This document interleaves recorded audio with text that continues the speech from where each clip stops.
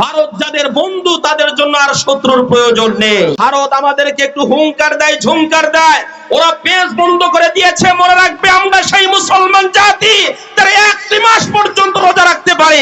তোমরা পেজ বন্ধ করে আমাদের ঈমান নষ্ট করতে পারবে না, খাবার দাবার বন্ধ করে তোমরা ঈমান নষ্ট করতে পারবে না।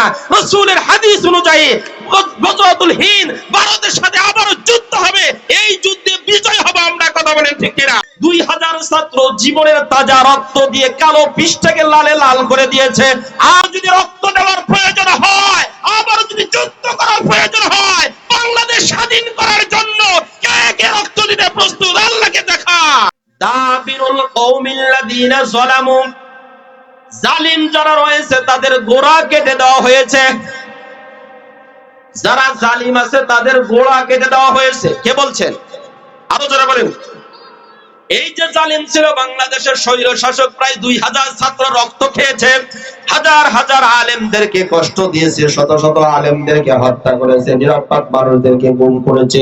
আল্লামা দেলোয়ার হোসেন সাঈদী রাহমাতুল্লাহের মতো কোরআনের বুলবুলিকে পর্যন্ত তারা চিকিৎসার নামে হত্যা করেছে। এবং তার যে সাক্ষী ছিল সুখরঞ্জন বালি, সাক্ষী দিতে গেছে একজন হিন্দু মানুষ হয়ে আলেমের পক্ষে সাক্ষী দিতে গেছে। বেটা তুই হিন্দু মানুষ হয়ে আলেমের পক্ষে কেন সাক্ষী দিতে গেলি? এটাই হলো তার অপরাধ। কোর্টের থেকে তাকে এমন ভাবে গুম করা হলো, শেষ পর্যন্ত দাদাদের দেশে পাওয়া গেল। কথা হয় না? আরো জোরে বলেন ঠিক কিনা? আবার প্রিয় বাবাজিরা খেয়াল করেন তো, আল্লাহ ডাকতে বলছেন ফাউতিয়া দাবিরুল কওমিল্লাযিনা যালামু, যারা জালিম হবে জালিমদের গোড়া কেটে দেওয়া হবে। এই যে 5ই আগস্ট পর্যন্ত যেই জালিম ছিল তার গোড়াটা কে ছিল? জোরে বলেন, এর গোড়া কে ছিল? এই যে জালিমটা ছিল এই মহিলাটা। আল্লাহ বলছেন না শুধুমাত্র পদত্যাগ করলে হবে না, জালিম যদি এই দেশে থাকে তাহলে তার শেকড়ও থাকবে, আবারও গজাবে। এই জন্য আল্লাহ বলছেন না এই দেশে তোর থাকা যাবে না। এমন ভাবে ছাত্ররা আন্দোলন শুরু করে দিল। আবাবিল নামক ঝাঁকে ঝাঁকে পাখি যেমন কাবা রক্ষা করার জন্য তাদের উপরে পাথর নিক্ষেপ করেছিল, আল্লাহ রাব্বুল আলামিন এই ছোট্ট ছোট্ট কচি কাঁচা ছাত্রদের অন্তরের মধ্যে এমন শক্তি দিল, আর এই জালিমদের অন্তরের মধ্যে আল্লাহ এত ভয় ঢুকিয়ে দিল, শেষ পর্যন্ত বাঁচার কোনো পথ না পেয়ে পিছনের দরজা দিয়া কুকুরের মতো পালাইতে বাধ্য হয়েছে। কথা বলেন ঠিক কিনা? প্রিয় ভাইরা আমার, এই পলায়ন করার পরেই হলো এদের গোড়া কেটে গেল। আমরা তার তহিন কণ্ঠেই কথা বলতে চাই, মাঝে মাঝে আবার তারা নতুন রূপে ফিরে আসতে চায়। আমার প্রিয় ভাইরা মনে রাখতে হবে, 2000 ছাত্র জীবনের তাজা রক্ত দিয়ে কালো পৃষ্ঠাকে লালে লাল করে দিয়েছে। আবারও যদি রক্ত দেওয়ার প্রয়োজন হয়, আবারও যদি যুদ্ধ করার প্রয়োজন হয়, বাংলাদেশ স্বাধীন করার জন্য কে কে রক্ত দিতে প্রস্তুত? আল্লাহকে দেখান। নারায়ে তাকবীর, নারায়ে তাকবীর। আল কোরআনের আলো, আল হাদিসের আলো, কোরআন হাদিস যেখানে, নারায়ে তাকবীর। পাত্র ভাইরা, শত্রুরা শত্রুতা করবে, জালিমরা শত্রুতা করবে, আমাদের বসে থাকলে চলবে না। চিল্লা বলেন ঠিক কিনা? কারণ আমরা এখন রক্ত দেওয়া শিখেছি। যেই সমস্ত ব্যক্তিগুলা ভারত প্রীতি যাদের ভিতরে আছে, ভারত যাদের বন্ধু তাদের জন্য আর শত্রুর প্রয়োজন নেই। মাঝে মাঝে ভারত আমাদেরকে একটু হুঙ্কার দেয়, ঝুঙ্কার দেয়, ওরা পেজ বন্ধ করে দিয়েছে। মনে রাখবে আমরা সেই মুসলমান জাতি যারা 1 মাস পর্যন্ত রোজা রাখতে পারে। তোমরা পেজ বন্ধ করে আমাদের ঈমান নষ্ট করতে পারবে না, খাবার দাবার বন্ধ করে তোমরা ঈমান নষ্ট করতে পারবে না। রাসূলের হাদিস অনুযায়ী গজওয়াতুল হিন্দ ভারতের সাথে আবারও যুদ্ধ হবে, এই যুদ্ধে বিজয় হবে। আমরা কথা বলেন ঠিক কিনা? এটা ভাইরা আমার, পৃথিবীতে মুসলমানদের সূচনা শুরু হয়েছে আফগানিস্তান থেকে। শুরু হয়েছে বিজয়, আফগানিস্তান বিজয় হয়েছে। এরপরে শ্রীলঙ্কার বাদশাহ পিছনের দরজাটা পলাইতে বাধ্য হয়েছে। এরপরে বাংলার জমিন থেকে জালিমরা পলাইতে বাধ্য হয়েছে। এই যে গতকালকে সিরিয়া থেকে সবচেয়ে নিকৃষ্টতম একজন শাসক বাশার আল আসাদ, এই বাশার আল আসাদ পিছনের দরজাটা পলাইতে বাধ্য হয়েছে। চিল্লায়া বলেন ঠিক কিনা? ভাইরা আমার, এখান থেকে শিক্ষা গ্রহণ করতে হবে। যারা জালিম হয় তারা কোনোদিন চেয়ারে স্থায়ীভাবে থাকতে পারে না। আল্লাহ এই জন্য বলেছেন ফাকুতিআ দাবিরুল কওমিল্লাযীনা যালামু, জালিমদের আল্লাহ গোড়া কেটে দিয়েছেন। যেই জিনিসের গোড়া কেটে দেওয়া হয় ওই জিনিস আর সেকেন্ড টাইমে উপরে উঠতে পারে না, জ্বালাইতে পারে না। যেই জালিমগুলো আল্লামা দেলোয়ার হোসেন সাঈদী রাহমাতুল্লাহ আলাইহির মতো মানুষদেরকে কষ্ট দিয়েছে, হত্যা করেছে, ওই জালিমদেরকে আল্লাহ রাব্বুল আলামিন আর যেন বাংলার জমিনে পুনর্বাসন না করে, জোরে বলেন আমিন। এরপরে আল্লাহ বলেছেন আলহামদুলিল্লাহি রাব্বিল আলামিন। যেহেতু জালিমদেরকে আল্লাহ রাব্বুল আলামিন পরাজিত করে দিয়েছেন, এই জন্য শুকরিয়া আদায় করব কার? আরো জোরে বলেন শুকরিয়া আদায় করব কার? আল্লাহর। কারণ আমরা এটা করার সামর্থ্য রাখি না। আল্লাহ যদি সাহায্য না করতেন, আল্লাহ সাহায্য না করলে কি আমরা পারতাম? জোরে বলেন পারতাম? বিএনপির মতো এত হ্যাডাম পার্টি অনেক আন্দোলন করে শেষ পর্যন্ত কিছুই করতে পারে নাই। জামাত ইসলামী মতো এত বড় দল, তারা আন্দোলন করে কিছুই করতে পারে নাই।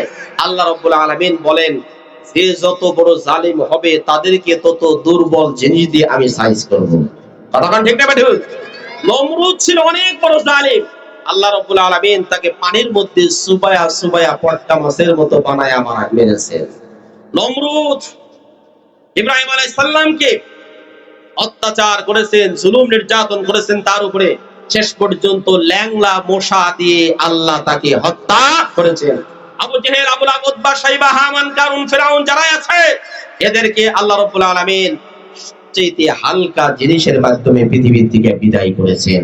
বাংলার এই জমিনে যে জালিম শাসক ছিল তাকেও ছোট্ট ছোট্ট কচি কাঁচা ছাত্রদের আন্দোলনের মুখে তাকে বিদায় নিতে হয়েছে।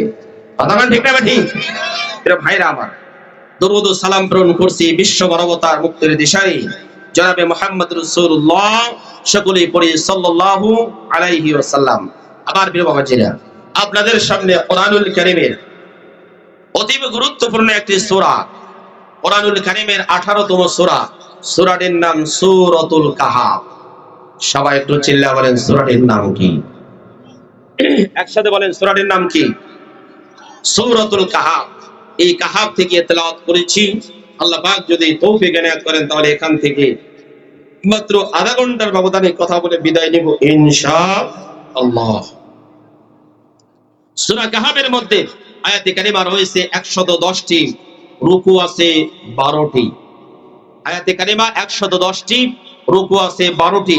অবতীর্ণ হয়েছে মক্কায়। মক্কায় অবতীর্ণ হওয়া 110 আয়াত বিশিষ্ট 12 রুকু সম্বলিত সূরাটির নাম সূরাতুল কাহাফ। এই কাহাফ নামক সূরাটার মধ্যে অত্যন্ত গুরুত্বপূর্ণ তথ্য, মেসেজ রয়েছে, যেটা বর্তমান যুব সমাজের জন্য সূরা কাহাফটা অতীব গুরুত্বপূর্ণ একটি সূরা। এই যে যেই সমস্ত যুবকগুলো তারা জীবনের তাজা রক্ত বিলিয়ে দিয়েছেন কিন্তু কারো কাছে, জালিমের কাছে মাথা নত করেন নাই, এমন কিছু যুবকের কথা আল্লাহ সূরা কাহাফের মধ্যে আলোচনা করেছেন। চিল্লায়ে আমরা আল্লাহু আকবার। এক নম্বরে আমরা আলোচনা করব সূরা কাহাফের ফজিলত নিয়ে।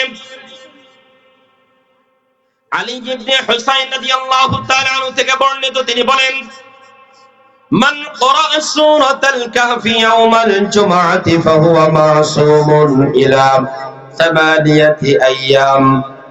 যেই ব্যক্তি জুমার দিনে সূরা কাহফ তেলাওয়াত করবে আল্লাহ রাব্বুল আলামিন তাকে আগামী 8টা দিন সব ধরনের বালা মুসিবত থেকে, ফিতনা থেকে হেফাজত রাখবেন। সুবহানাল্লাহ বলেন। শুধুমাত্র তাই না, এই পৃথিবীতে যত ফিতনা আছে এর মধ্যে অন্যতম একটি ফিতনা হলো দাজ্জালের ফিতনা। ওয়াইন খারাজাদ দাজ্জালু উসিমা মিনহুম, দাজ্জাল যদি বের হয় তাহলে সেই দাজ্জালের ফিতনা থেকে হেফাজত করবেন। চিল্লা বলেন কে? আরো জোরে বলেন কে? আল্লাহ হেফাজত করবেন। আমার প্রিয় ভাইয়েরা খেয়াল করেন, এই দাজ্জালের বর্ণনা দিতে গিয়ে তাফসীর ইবনে কাসিরের মধ্যে এসেছে দাজ্জাল আকার আকৃতিতে হবে ছোট, বেটে মানুষ হবে, কালো হবে, চেহারা হবে কালো, কিন্তু সুরটা হবে অত্যন্ত সুন্দর, সুললিত কণ্ঠের অধিকারী হবে। মানুষদেরকে সুললিত কণ্ঠের মাধ্যমে আহ্বান করতে থাকবেন। এই দাজ্জালের কপালে লেখা থাকবে কাফ আলিফ হা র, কাফের, এই শব্দটা লেখা থাকবে। যারা মুমিন হবেন তারা তাকে দেখলেই বুঝতে পারবেন যে কাফের। আর যাদের ঈমান দুর্বল হবে তারা দাজ্জালের ষড়যন্ত্রের কাছে হেরে যাবে। দাজ্জাল বলবে আমার এই সাইডে জান্নাত রয়েছে, বাম সাইডে জাহান্নাম। আসলে তা না, বরং যারা মুমিন হবে তারা দাজ্জালকে বিশ্বাস করবে না, দাজ্জালের উপর ঈমান আনবে না। ঈমান না আনলে তারা এই দাজ্জাল তাদেরকে জাহান্নামের মধ্যে দিবে। আসলে ওটা জাহান্নাম না, বরং ওটাই হলো জান্নাত। আমার প্রিয় বাবাজিরা, এই দাজ্জাল আগমন করার কারণে মানুষের শত শত হাজার হাজার কোটি কোটি মানুষের ঈমান হরণ করবে। তবে শুধুমাত্র যারা বলেছেন একমাত্র ইন্নাল্লাযীনা ক্বালু রাব্বুনাল্লাহু সুম্মা ইসতাকামু তাতানাজ্জালু আলাইহিমুল মালায়েকা আল্লা তাখাফু ولا تحزنوا وأبشروا بالجنة التي كنتم توعدون الله أكبر সূরা হামিম আস-সাজদা 4 নম্বর রুকু 28 নম্বর 19 নম্বর পৃষ্ঠা 2 নম্বর 3 নম্বর লাইনের 30 নম্বর আয়াত। আল্লাহ রাব্বুল আলামিন জানিয়ে দিলেন নিশ্চয় যে সমস্ত ব্যক্তিরা বলেছেন আমাদের রব হলেন আল্লাহ, একটু চিল্লা বলেন তো আমাদের রবের নাম কি? আরো জোরে বলেন কে? সুম্মাস্তাকামু, যত বিপদ আপদ আসুক না কেন, ঝড় ঝাপটা জুলুম নির্যাতন জেল মামলা হামলা যাই আসুক না কেন, কোনো কিছুকে দেখেই পরোয়া করবে না। জেল জুলুম বাতাস সবকিছু উপেক্ষা করে একমাত্র আল্লাহকে যারা রব বলে স্বীকার করবে, আল্লাহকে আল্লাহ বলে স্বীকার করে বাংলার এই জমিনটাকে কোরআনের আইনের মাধ্যমে যারা ঢেলে সাজাতে চাবে, আল্লাহ রাব্বুল আলামিন বলেন ওদের উপরে আল্লাহর পক্ষ থেকে ফেরেশতারা রহমত নাযিল করবেন। চিল্লায়া বলেন সুবহানাল্লাহ। ঈমানের উপরে যারা অটল থাকবে, অবিচল থাকবেন, ওই সমস্ত ব্যক্তিদেরকে দাজ্জাল কোনো ক্ষতি করতে পারবে না। এই দাজ্জালের ফিতনা থেকে আল্লাহ রাব্বুল আলামিন হেফাজত করবেন। যেই সমস্ত ব্যক্তিগুলো প্রত্যেক জুমার দিন সূরা কাহাফটা তেলাওয়াত করবে, আল্লাহ রাব্বুল আলামিন তাদেরকে এই বিপদ থেকে হেফাজত করবেন। আরেকটি হাদিসের মধ্যে বর্ণনা করেন আন আবি দারদা রাদিয়াল্লাহু তাআলা আনহু قال من حفظ 10 آيات من أول سورة الكهف عصم من الدجال। যেই সমস্ত ব্যক্তিরা সূরা কাহাফের প্রথম 10টা আয়াত মুখস্থ করবে, আল্লাহ রাব্বুল আলামিন তাদেরকে দাজ্জালের ফিতনা থেকে হেফাজত করবেন। আমার প্রিয় বাবাজিরা, এই জন্য সূরা কাহাফ অত্যন্ত গুরুত্বপূর্ণ একটি সূরা। আমরা আপনাদের সামনে সূরা কাহাফের 2টা ফজিলতের কথা বর্ণনা করলাম। আরেকটি ফজিলত হলো এক সাহাবী রাত্রে বেলায় সূরা কাহাফের তেলাওয়াত করছেন, তার পাশে একটা ঘোড়া বাঁধা ছিল। কিছুক্ষণ পরে দেখে ঘোড়াটা লাফালাফি শুরু করে দিয়েছে। রাত যখন শেষ হয়ে গেল, ফজরের নামাজের সময় মসজিদে যাওয়ার পরে বিশ্ব নবীকে পেয়ে ওই লোকটা সাহাবীরা জিজ্ঞেস করলেন, ইয়া রাসূলুল্লাহ, রাত্রে বেলায় আমি সূরা কাহাফ তেলাওয়াত করতেছিলাম, এমন সময় আমার ঘোড়াটা লাফালাফি করতেছিল, কারণটা কি? বিশ্ব নবী ডাক দিয়ে বললেন, যেই ব্যক্তির ঘরে সূরা কাহাফ তেলাওয়াত করা হয় ওই ঘরের মধ্যে আল্লাহর পক্ষ থেকে স্বয়ং সাকিনা নাজিল হয়। সুবহানাল্লাহ। এটা ভয়ের কোনো কারণ নাই। সাকিনা মানে শান্তি, ফেরেশতারা সাকিনা নাজিল করেছে। পৃথিবীর মানুষ ফেরেশতাদেরকে দেখতে পায় না, কিন্তু পশু পাখি এগুলা দেখতে পায়। ফেরেশতাদেরকে দেখার কারণে ঘোড়া লাফালাফি শুরু করে দিয়েছিল, অন্য কোনো কারণে না, ভয় পেয়ে না। আমার প্রিয় বাবাজিরা, এই জন্য সূরা কাহাফটা আমাদের প্রত্যেক জুমার দিন পড়া দরকার, আছে না নাই? আরো জোরে বলেন আছে না নাই? এবার প্রশ্ন করতে পারেন, হুজুর কোরআনই পড়তে জানি না, তো ওটা পড়বো কখন? কথা বলে ঠিক কিনা? এক লোককে জিজ্ঞাসা করছে, ভাই আপনার ছেলে কয়টা? বলছি একটাই হয় না, তাই আবার কয়টা? দীর্ঘদিন পর্যন্ত মানসিক করে 15 বছর পরে মাত্র একটা, তারই আবার কয়টা? হুজুর কোরআনই পড়তে পারি না, তার আবার ফজিলত কোথায় পাবো? কথাটা ঠিক না? ঠিক। যারা কোরআন পড়তে পারে না তাদের চাইতে কপাল পোড়া আর কেউ নাই। কথাটা ঠিক না? ঠিক। যে Quran, this is the message of Allah, এটা আল্লাহর পক্ষ থেকে মেসেজ। এই কোরআনের মধ্যে মানুষের জীবন পরিচালনা করার জন্য যা যা দরকার তার সবকিছু এর মধ্যে আছে না নাই? আরো জোরে বলেন আছে না নাই? ওয়ানাজ্জালনা আলাইকাল কিতাবা তিবয়ানান লিকুল্লি শাই। সূরা নাহাল 14 নম্বর পারা 16 নম্বর পৃষ্ঠা 2 নম্বর লাইনের 89 নম্বর আয়াত। আল্লাহ বলছেন কোরআনে এমন কিছু নাই যা আমি বর্ণনা করি নাই, সব কিছু কোরআনের মধ্যে আছে। চিল্লায়া বলেন না সুবহানাল্লাহ। এই গেল ফজিলতের কথা। এবার আসুন সূরার কোন প্রেক্ষাপটে নাযিল হয়েছে, প্রেক্ষাপটটা শানে নজুল আমরা শুনি। বিশ্বনবী যখন ইসলামের দাওয়াত মিশনের সামনের দিকে এগিয়ে যাচ্ছেন, চতুর্দিক থেকে শুধু মানুষ মুসলমান হচ্ছে, ইসলামের দলে আগমন করেছে, কোরআনের ছায়াতলে আসছে। একের পর এক যখন মানুষ ইসলাম গ্রহণ করা শুরু করে দিয়েছে, এমন সময় মক্কার কাফেররা চিন্তা করলো, আব্দুল্লাহর পুত্র মুহাম্মাদের ধর্ম যদি এমন ভাবে চলতে থাকে তাহলে কিছুদিন পরে এই সিয়ার আমরা পাবো না। কথা কয় না? এই সিয়ার আব্দুল্লাহর পুত্র মুহাম্মদ পেয়ে যাবে, তার মানে জনগণ তাকে সাপোর্ট করবে, আগামী জাতীয় সংসদে আব্দুল্লাহর পুত্র মুহাম্মদ নির্বাচন করে জিতে যাবে। আমার প্রিয় ভাইয়েরা, দেখেন তো বর্তমানের সাথে একটু মিলান। এই যে বাংলাদেশ স্বাধীন হওয়ার পরে মুসলমানদের অধিকাংশ মানুষ এখন ইসলামের পতাকা তলে আসছে কিনা? জনগণ আসছে কিনা? আর ইসলামের পতাকা তলে আসার কারণে কিছু কিছু মানুষের আবার গায়ের জ্বালা পড়া শুরু হয়েছে। কথা বলে না? আসবে না নাই? জ্বালা পড়া শুরু হয়েছে। এরা চিন্তা করছে এইরকম ভাবে যদি ইসলামের বিজয় হতেই থাকে তাহলে আগামী জাতীয় সংসদ যখন নির্বাচন হবে, যদি ফেয়ার ইলেকশন হয় তাহলে হঠাৎ করে আবার ওই দিকেও যেতেও পারে। কথাটা ঠিক না ভাই? এই জন্য তাদের আবার জ্বালা পালা শুরু হয়েছে। তবে ওই সমস্ত ভাইদেরকে আমরা দ্ব্যর্থহীন কণ্ঠে বলতে চাই, আল্লাহর জমিনটা একমাত্র চলতে হবে কোরআন দিয়ে। কোরআন বাদ দিয়ে মানুষের তৈরি কিন্তু আইন দিয়ে জমিন চালানো যাবে? আরো জোরে বলেন যাবে? এই সমস্ত ভাইদের জ্বালা পালা শুরু হয়, তাদেরকে আহ্বান করছি, মেহেরবানি করে কবরের মধ্যে যদি আপনার যে তিনটা প্রশ্ন হবে সেই তিনটা প্রশ্নের উত্তর সঠিকভাবে দিতে চান তাহলে কোরআনের পতাকা তলে আসেন, কোরআনের ছায়া তলে আসেন। মানুষের তৈরিকৃত আইন দিয়ে যদি কোনো ব্যক্তি ব্যক্তিগত জীবন, পারিবারিক জীবন, সামাজিক জীবন, রাষ্ট্রীয় জীবন পরিচালনা করে তাহলে ওই ব্যক্তি কোনোদিন জান্নাতে যেতে পারবে? কোনদিন জান্নাতে যেতে পারবে না। আল্লাহ কোরআনুল কারীমের মধ্যে জানিয়ে দিয়েছেন, আফা হুকমাল জাহিলিয়াতি ইয়াবগুন ওয়া মান আহসানু মিনাল্লাহি হুকমান লিকাওমিন ইউকিনুন। রব্বুল আলামিন সূরা মায়েদা 6 নম্বর পারার 15 নম্বর পৃষ্ঠার মধ্যে জানিয়ে দিলেন, ওই সমস্ত লোকদেরকে জানায় দাও তাদের কাছে কি কোরআনের আইনের চাইতে অন্য কোনো ভালো আইন আছে? আর কথা বুঝেন নাই? কোরআনের চাইতে উত্তম কোনো আইন আছে? কোরআনের আইনের চাইতে শ্রেষ্ঠ কোনো আইন আছে?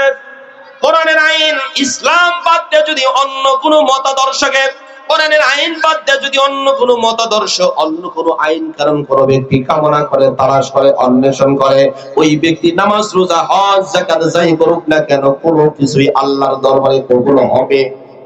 ইন্নাল্লাহা মান ইয়াবতাগি গায়রাল ইসলামি দীনান ফালাই ইউকবালা মিন وهو في الآخرة من الخاسرين. الله أكبر.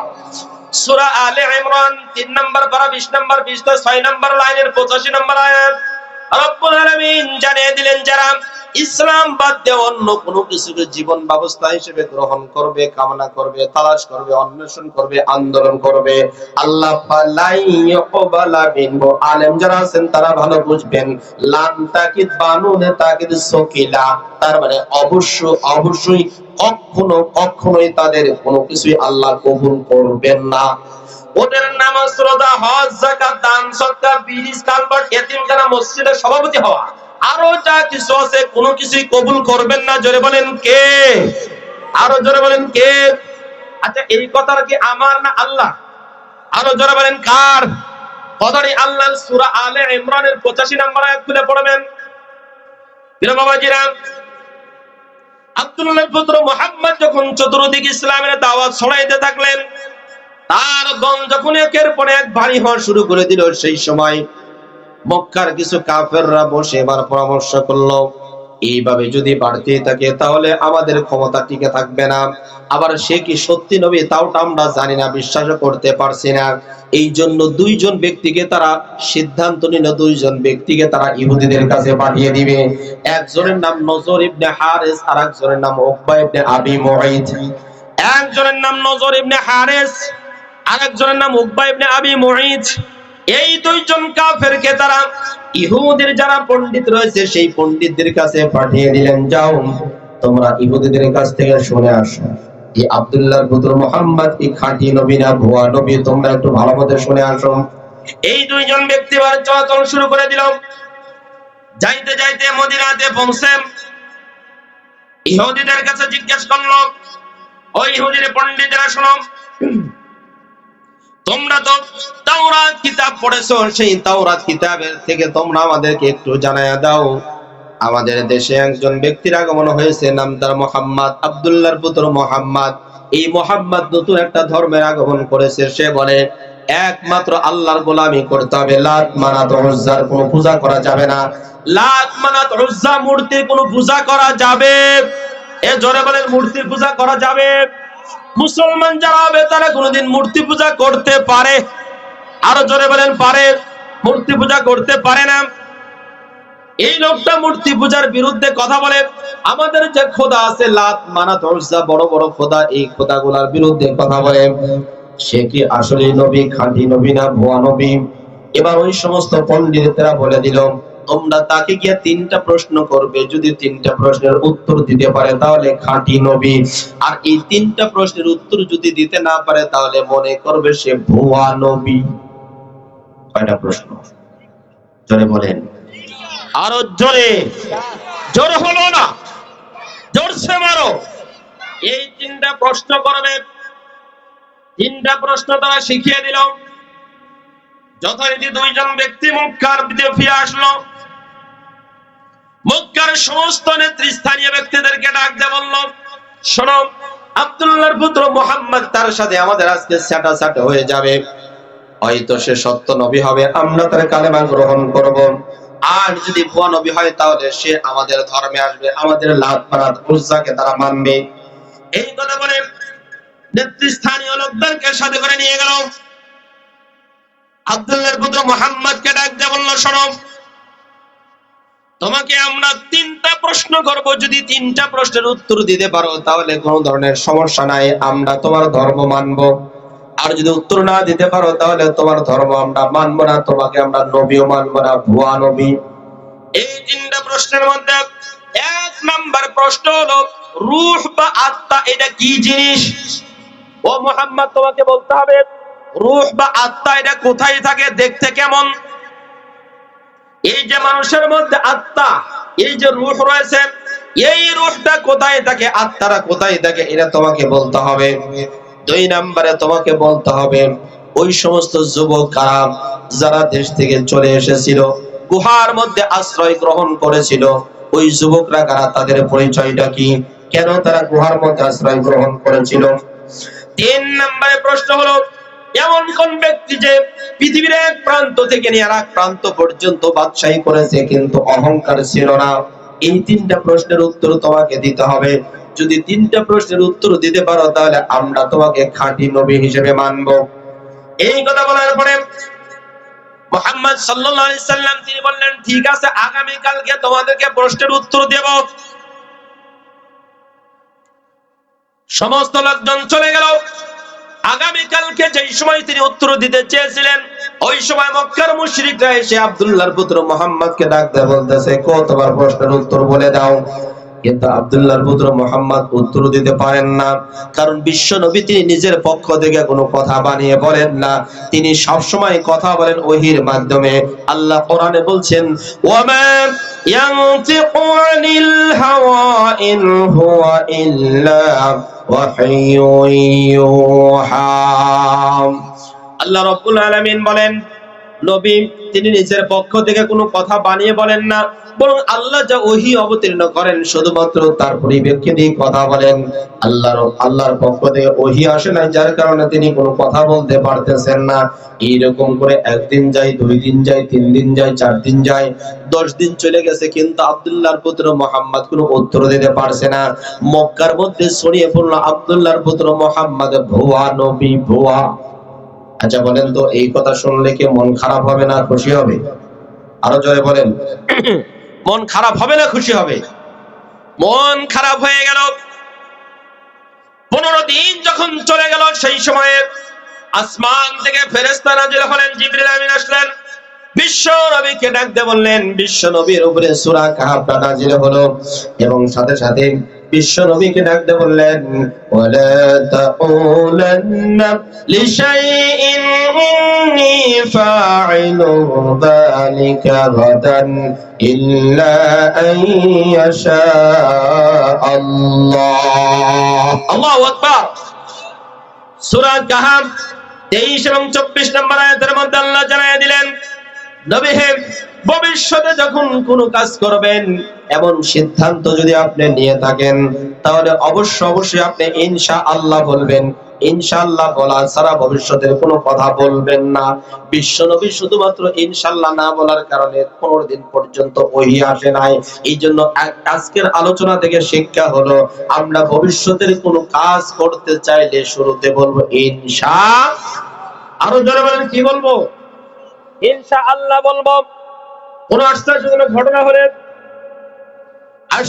ঘটনা হলে আমরা সুবহানাল্লাহ বলবো। খুশির কোন সংবাদ হলে আলহামদুলিল্লাহ বলবো। আর যদি বড়ত্বের কোনো কথা হয় তাহলে আল্লাহু আকবার বলবো। আমার প্রিয় বাবাজিরা, সূরা কাহফটা নাজিল হয়ে গেল, 3টা প্রশ্নের উত্তর দিয়ে দিলেন। 1 নম্বরে প্রশ্নটা কি ছিল একটু জোরে বলেন তো? 1 নম্বরে প্রশ্ন কি ছিল তুমি? আরো জোরে বলেন। রূহ এটা কোথায় থাকে? আল্লাহর কোরআন খুব সুন্দর করে জানিয়ে দিলেন, ইয়াসআলুনাকা আনির রূহ। নবী, তারা আপনাকে জিজ্ঞাসা করবে রূহ সম্পর্কে। আপনি বলেন, কুলির রূহু মিন আমরি রাব্বি। রূহ এটা হলো আল্লাহর আদেশ। কার আদেশ? জোরে বলেন, রূহ কার আদেশ? আল্লাহর আদেশ। আল্লাহর আদেশ কি দেখা যায়? জোরে বলেন, দেখা যায়? আল্লাহর আদেশ দেখা যায়?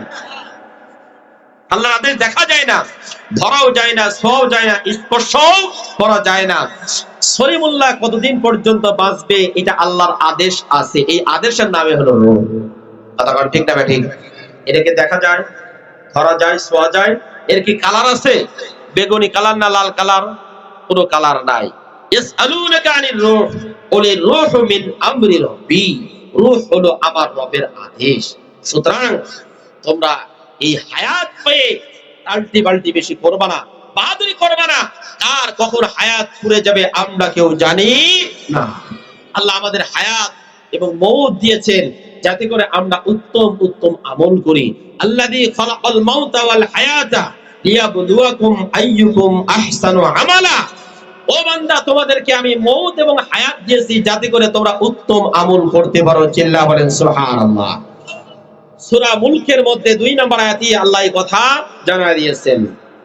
আর এই আয়াতটি যেটা আমি এখন পড়লাম, ইয়াসআলুনাকা আনির রূহ, এটা আছে সূরা বনী ইসরাঈলের 86 নম্বর আয়াতের মধ্যে, 85 নম্বর আয়াতের মধ্যে আল্লাহ এই কথাটা জানায় দিয়েছেন।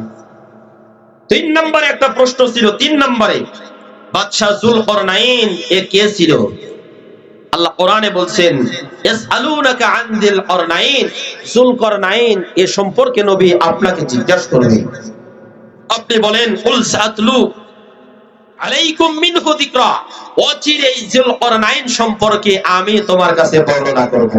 তিনি হলেন এমন একজন ব্যক্তি যেখান থেকে সূর্য উদিত হয় এবং যেখানে গিয়ে সূর্য ডোবে, এই অস্তচল এবং উদয়চল, এই 2 জায়গা অর্থাৎ শুরু থেকে শেষ পর্যন্ত পৃথিবীর সব খানের তিনি বাদশাহী করতেন। সুবহানাল্লাহ। যাকে বাদশা সেকেন্দার বলা হয়। এত বিশাল বড় রাষ্ট্রের মালিক হওয়ার পরে বিন্দু মাত্র অহংকার তার ছিল না, বিন্দু মাত্র গর্ব ছিল না। আর আমরা ছোট্ট একটা দেশ পেয়ে আমাদের অহংকারের ঠেলায় আমরা কুলাইতে পারি না। কথা বলেন ঠিক না ঠিক? ওই কি হনুরে হনুরে হনুমান হয়ে গেলাম। কি ঠেলা, কি অহংকার, কি দাপট। একজন পিয়নের 400 কোটি টাকার মালিক হয়। তখন ঠিক না ঠিক? এই দেশটা ছিল তার বাপের দেশ ছিল, মগের মূল্য ছিল, স্বেচ্ছাতায় যার বলে যত চাইছে ততই নিয়েছে।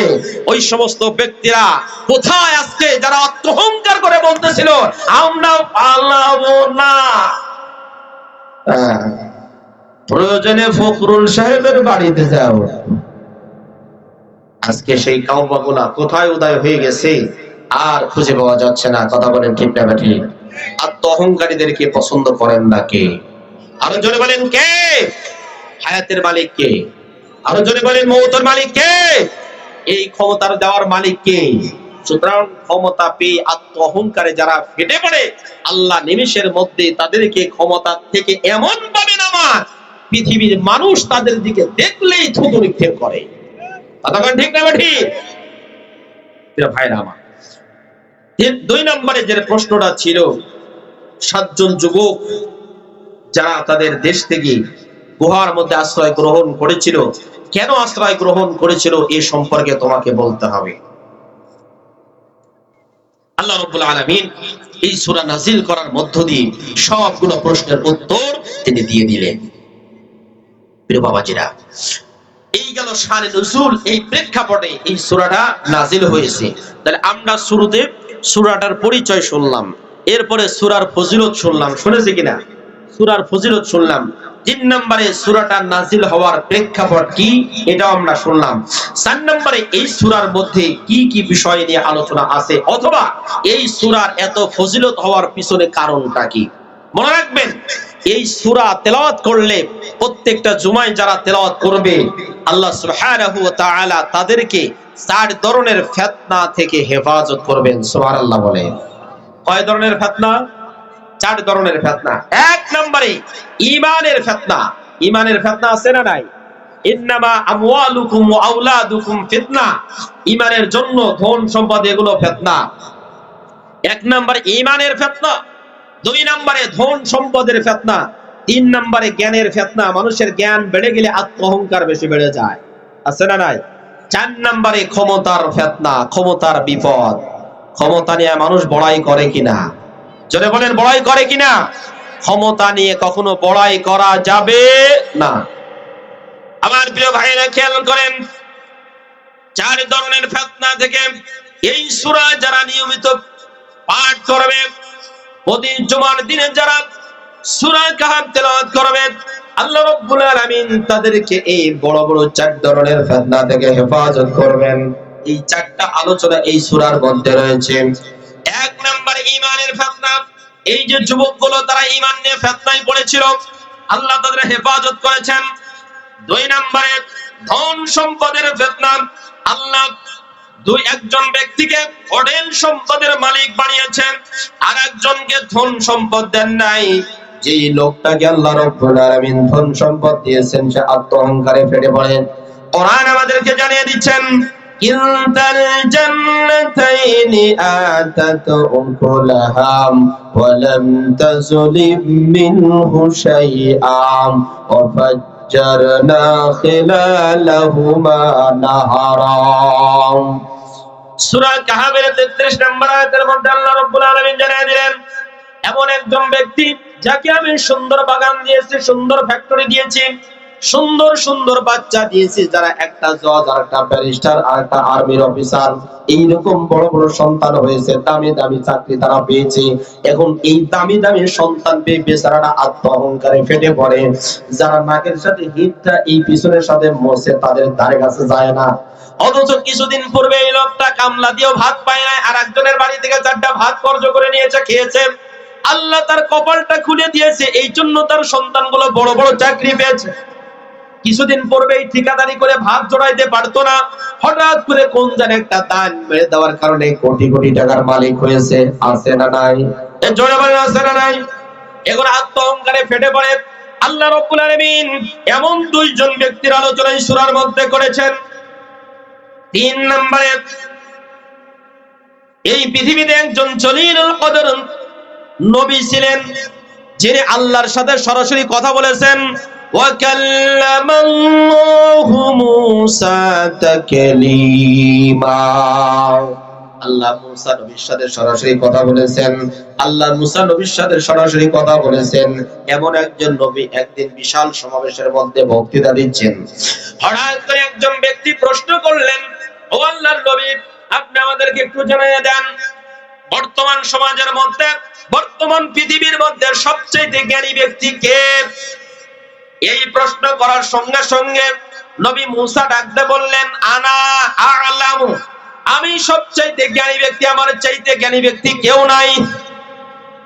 যখন এই কথা বললেন, আল্লাহ রাব্বুল আলামিনের কাছে আমি সবচাইতে জ্ঞানী ব্যক্তি, এই কথাটা পছন্দ হলো না।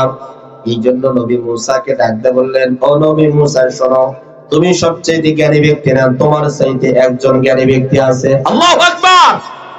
তোমার চাইতে একজন জ্ঞানী ব্যক্তি আছে। নবী মুসার টনক নড়ে গেল, আরে এই জবটা মনে হয় দেওয়া ঠিক হয় নাই। আল্লাহ, আমার চাইতে জ্ঞানী ব্যক্তি কোথায় আছে, তার ঠিকানাটা কি, কোথায় গেলে তাকে পাবো, তার সন্ধান আমাকে দিয়ে দাও। আল্লাহ রাব্বুল আলামিন তার সন্ধান দিয়ে দিলেন। এই সূরার মধ্যে ওই আলোচনা আছে। 4 নম্বরে রাষ্ট্রের ফিতনা, তাহলে জ্ঞানের ফিতনা আছে না নাই? নবী মুসা চিন্তা করেছিল, যেই যুগে যিনি নবী হন তিনি সবচেয়ে বেশি দামি হন, সবচেয়ে বেশি জ্ঞানী হন। এটা উত্তরটা তার সঠিক ছিল, কিন্তু আল্লাহ নিজে অপছন্দ করছেন। আমি শব্দ আল্লাহ পছন্দ করেন না, এই জন্য তাকে একটু শিক্ষা দেওয়ার জন্য এমন অবস্থা তৈরি করেছেন। 4 নম্বরে, এই ক্ষমতা নিয়ে আমরা অহংকার করি, গর্ব করি। যুলকারনাইন এই বাদশা এত বিশাল পৃথিবীর ক্ষমতা পাওয়ার পরেও কোনো অহংকার করেন নাই। যুলকারনাইনের যখন মৃত্যু কাছাকাছি এসে গেল, এই সময় তিনি তার কাছে যে সমস্ত লোকগুলো ছিল, এই লোকগুলোকে ডাক দিয়ে উপদেশ দিলেন, শোনো, ভালো মতো মনে রাখবেন, আমি যখন মৃত্যুবরণ করব সেই সময় তোমরা আমার খাটিয়াটার ভিতরে 2টা হাত এইরকম 2 দিকে বিছিয়ে দিবে, 2টা হাত এরকম করে বিছিয়ে দিবে। 2 নম্বরে আমার খাটিয়াটা যেন ডাক্তাররা বহন করে।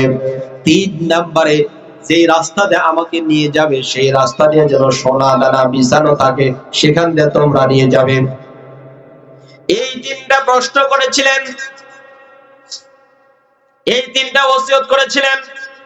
মৃত্যুর আগে তার কাছে যারা ছিলেন তারা জিজ্ঞাসা করলেন, জাহাপনা, আপনি 3টা ওসিয়ত কেন করলেন? তার রহস্যটা কি, তার গুরুত্বটা কি, আমাদেরকে একটু জানায় দেন। তখন তিনি বললেন, 1 নম্বরের রহস্য হলো, আমি যখন মৃত্যুবরণ করব তখন 2টা হাত 2 দিকে এইরকম করে খালি করে দিতে এই জন্য বলেছি, পৃথিবীর মানুষ যেন আমাকে দেখে শিক্ষা গ্রহণ করে। পৃথিবীর এক প্রান্ত থেকে আর এক প্রান্ত পর্যন্ত এত বিশাল বড় পৃথিবীর ক্ষমতার মালিক হওয়ার পরে এসেছে একা, যাওয়ার সময় পকেটে কোনো টাকা পয়সা নাই, গেছে খালি হাতে। কতক্ষণ ঠিক নেবে? ঠিক। আচ্ছা, আপনারা যারা এখানে আছেন, মারা যাওয়ার সময় পকেটের মধ্যে কয় লাখ টাকা নিয়ে যাবেন? যারা চুপ করে আছে তারা মানে 10,000 টাকা নিয়ে যাবে না, নিয়ে যেতে পারে, তো বলা যায় না। আমি ছোট্টবেলাতে যখন এই মরিচের খেত নিরাইতাম কামলাদের সাথে, মাঝে মাঝে মাদ্রাসা থেকে এসে মরিচের খেত নিরাইতাম, তো আমাদের সম্পর্কে এক চাচা হয়। তো চাচাকে আমি বললাম, চাচা নামাজ পড়েন না কেন? তোর বাবু সারাদিন ভরা কাম করে হুঁশ পাই না, আল্লাহ গরিব মানুষকে ভালোবাসে না, আল্লাহ গরিব মানুষকে ভালোবাসে না। মানুষ তো গরিব মানুষকে দেখতেই পায় না, আল্লাহ ও ধনীদের পক্ষে নিয়েছে। বললাম, চাচা কি কথা বললেন? আরে বাবু দেখো না, সারাদিন ভরা খেটে খেটে তারপরে সংসার চলে না, আল্লাহ গরিব মানুষকে ভালোবাসে না। বললাম, মারা যাওয়ার পরে যে নামাজ কালাম পড়েন না, কবরের শাস্তি হবে, ও কাম আমি সেরে ফেলছি, ও কাম আমি সেরে ফেলছি। বললাম, চাচা কিভাবে, আমাকে একটু শিখিয়ে দেন, আমি তো এটা নিয়ে সাংঘাতিক টেনশনে থাকি, কবরের মধ্যে না জানি কি শাস্তি।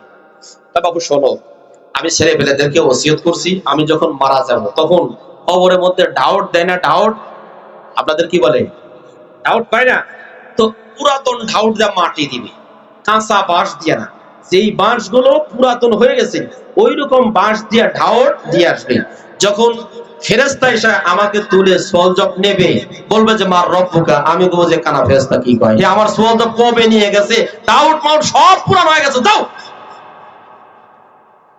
এরকম বেকায়দা লোক আছে না নাই?